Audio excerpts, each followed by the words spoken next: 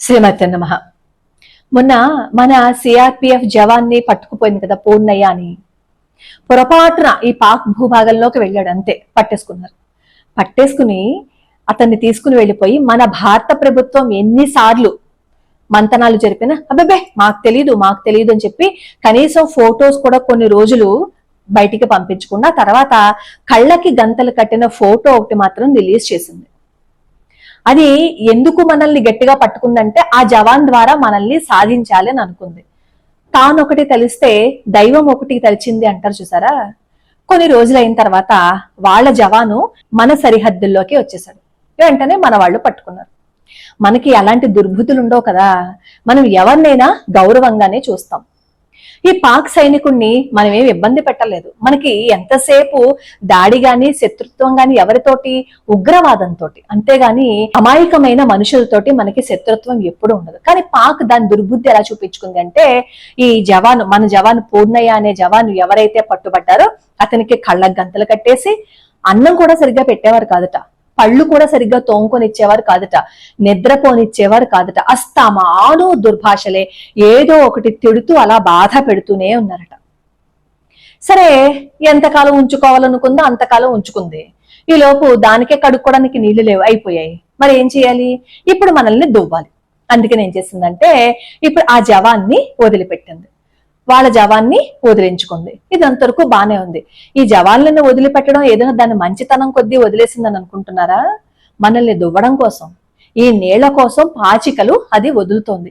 లేదు అంటే ఏం చేసి ఉండేదో. ఈ పూర్ణయ్య అనే ఈ జవాన్ భార్య ఎంత ఉద్వేగంతో మాట్లాడింది అంటే ఈ రోజు నరేంద్ర మోడీ గారు లేకపోతే మేము ఏమైపోయే వాళ్ళము, ఆయన వల్లే నా భర్త మళ్ళీ తిరిగి వచ్చారు అని చెప్పి అంది. ఎంత బాధపడి ఉంటుంది ఆ భార్య. తన భర్త ఎలా ఉన్నాడో తెలియదు, ప్రాణాలతో ఉన్నారో లేదో తెలియదు, ఏమైపోయారో తెలియదు. ఆ అమ్మాయి ఏమో గర్భవతి. ఎంత మానసిక క్షోభ అనుభవించుంటుంది. మన వాళ్ళని పట్టుకుంటే ఈ పాకిస్తాన్ ఎప్పుడు అలాగే చేసేది. ఆ ఉగ్రవాదులు అసలు ఉచ్చం నీచం ఏం తెలియదు, ఎలా పడితే అలాగే హింస పెట్టేసేవారు, అలాగే వాళ్ళ ప్రాణాలు తీసేసేవారు. 2016లో సోంపోరా దగ్గర మన సిఆర్పిఎఫ్ దళాలు వాళ్ళు అక్కడ రైఫిల్ ప్రాక్టీస్ చేసేసుకున్న తర్వాత బయలుదేరిపోతున్నారు అనమాట. ఈ లోపు ఒక వ్యాన్ వచ్చింది. అందులో నుంచి ఉగ్రవాదులు అందరూ తోటాలు వేసేస్తున్నారు ఈ మన సిఆర్పిఎఫ్ దళాల మీద. దాదాపుగా 22 మందికి గాయాలయ్యాయి, 8 మంది మరణిస్తే ఒక వ్యక్తి ఖుర్షీద్ అహ్మద్, ఆయనకి ఒళ్ళంతా చిల్లులు పడిపోయింది. 8 బుల్లెట్లు లోపలికి దిగిపోయాయి, ఒకటేమో వెన్నుముకలో దిగిపోయింది. అతను అలా జీవోత్సవంలా ఆన్ ది స్పాట్ పడిపోయాడంతే, ఇంకా ఆయనకి ఏం తెలియలేదు. ఈ లోపు మన వాళ్ళు వెళ్ళారు, ఆయన్నేమో హాస్పిటల్లో జాయిన్ చేశారు. ఆ హాస్పిటల్ బెడ్ మీద అచేతనంగా పడున్నాడు. ఒంటి నిండా ట్యూబులు, ఒంటి నిండా కట్లు. ఏ స్థితిలో అయితే ఒక జవాన్ని మనం చూడకూడదో ఆ స్థితిలో ఆ జవాన్ ఉన్నారు. అయినా సరే కళ్ళల్లో ఒక మెరుపు, దేశం కోసం నేను మళ్ళీ వస్తా, దేశం కోసం నేను మళ్ళీ పోరాడతా, నేను బాగైపోయిన తర్వాత మళ్ళీ అక్కడికి వెళ్ళి నేను ఉగ్రవాదులతోటి యుద్ధం చేస్తా అనే పట్టుదల ఆయన కళ్ళల్లో కనిపిస్తుంది. డాక్టర్స్ వచ్చారు, చూశారు, ఈ మొత్తం అంతా స్కానింగ్ తీశారు. డాక్టర్స్ చెప్పేశారు జీవితాంతం ఇంక ఎప్పటికీ మంచానికి పరిమితమై ఉండవలసిందే, ఎందుకంటే ఆ వెన్నుముక కింద భాగానికి అతనికి దెబ్బలు తగిలాయి, ఇంకెప్పటికీ నడవలేరు అని. ఆ విషయం తెలిసినా కూడా నేను మళ్ళీ బాగుపడతా, నేను మళ్ళీ దేశం కోసం వస్తా, నేను ఎవరికీ భయపడవలసిన అవసరం నాకు లేనే లేదు అనే ఆత్మస్థైర్యంతో 2 నెలల పాటు ఐసీయూలో ఉన్నాడు ఖుర్షీద్ అహ్మద్. ఇలాంటి ఎంతమంది దేశం కోసం త్యాగం చేసి ఉంటారు చెప్పండి. ఏ సంబంధం ఉందనే దేశం కోసం వాళ్ళు త్యాగం చేశారు. ఇలాంటి వాళ్ళ చరిత్రలు వింటుంటే ఇంతమంది జీవితాలని త్యాగం చేస్తేనే కదా ఈ రోజు మనం ఇక్కడ ఎలా ఉన్నాము అని అనిపిస్తుందా? ఈయనేంటి మోహిత్ శర్మ, ఆయన ఎలా చంపేశారు ఉగ్రవాదులు. మన వాళ్ళు ఎవరైనా సరే వాళ్ళకి చిక్కితే చాలు ప్రాణాలు తీసేస్తారు, మామూలుగా ఉంచరు వాళ్ళని. హింస హింస హింస హింస పెట్టేస్తారు.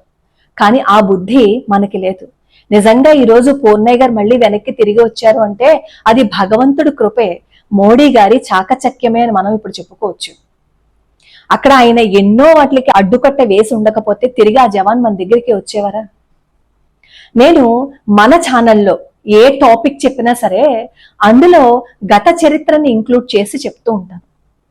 అది ఎందుకు చెప్తాను అంటే, పిల్లల్ని తీర్చిదిద్దవలసిన బాధ్యత తల్లులది కాబట్టి.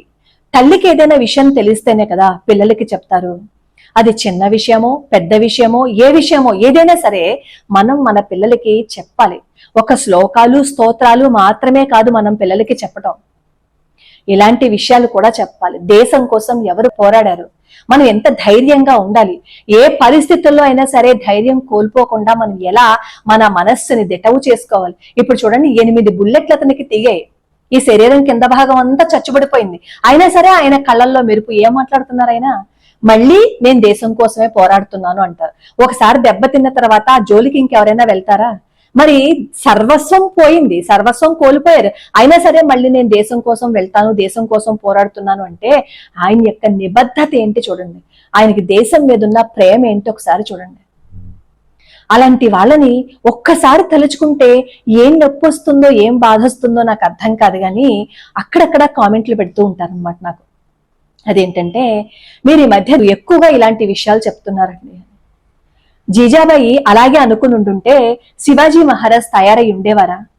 శివాజీ మహారాజ్కి రామాయణ భారత భాగవతాలతో పాటుగా కత్తి పట్టుకోవడం కూడా నేర్పించింది.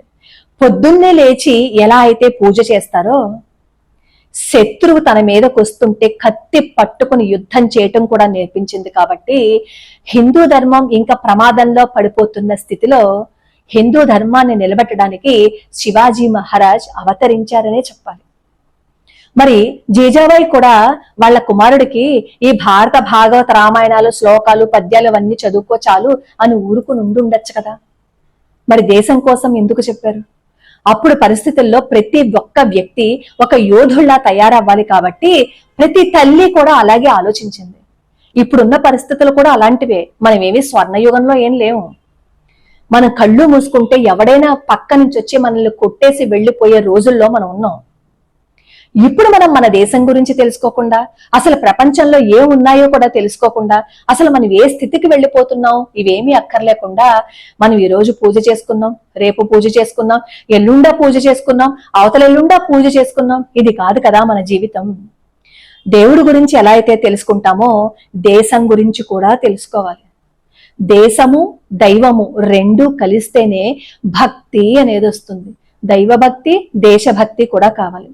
దేశభక్తి అనేది ఎలా వస్తుందో చెప్పండి, ఒక దైవం గురించి మాత్రమే తెలుసుకుంటే. ఈ దేశం కోసం ఎంతమంది ప్రాణాలు త్యాగం చేశారు, ఎంతమంది ప్రాణాలను అర్పించారు అని తెలుసుకుంటేనే కదా ఈ దేశభక్తి అనేది మనకు కూడా తెలుస్తుంది. అరే మనం కూడా అలాగే ఉండాలి అని అర్థం అవుతుంది. ఆ ప్రయత్నాల్లోనే నేను ఈ విషయాలన్నీ చెప్తున్నాను తప్ప వ్యూస్ కోసమో లేదు అంటే సబ్స్క్రైబర్స్ కోసమో మాత్రం కాదు. మీకు ఇష్టమైతే మీరు చూడొచ్చు, లేదు అంటే నేను ఎప్పుడు లైక్ షేరు సబ్స్క్రైబ్ అని ఎప్పుడు చేయను, అడగను కూడా. మీరు ఒకవేళ ఇష్టం లేకపోతే స్కిప్ చేసి వెళ్ళిపోండి, మీకు అవసరం లేకపోతే. ఏ ఒక్కరికైనా సరే నేను చెప్పిన వీడియోస్ ఉపయోగపడతాయనే ఉద్దేశంతో మాత్రమే నేను వీడియోస్ చేస్తున్నాను. నాకేమి లక్షల్లో వ్యూస్ వచ్చాయో. ఎందుకంటే నేను ఏదైనా వీడియో పెడుతున్నాను అని అనుకోండి, వెంటనే నాకు యూట్యూబ్ ఏం చేస్తుంది తెలుసా, $1 ఇచ్చేస్తుంది. ఎందుకంటే నువ్వు ఇందులో దేశం కోసం మాట్లాడుతున్నావని. గత 5 రోజులుగా నాకు ప్రతిరోజు $1 ఇచ్చింది తెలుసా మీకు ఆ విషయం. కానీ నేను ఏ రోజు అవి చెప్పను, ఎందుకంటే అవన్నీ చిన్న చిన్న విషయాలు. $1 అంటే అర్థం ఏంటి, అది మోనటైజేషన్ లిమిటెడ్ వరకే చేస్తుంది అని, దానివల్ల నీకు డబ్బులు రావు అని.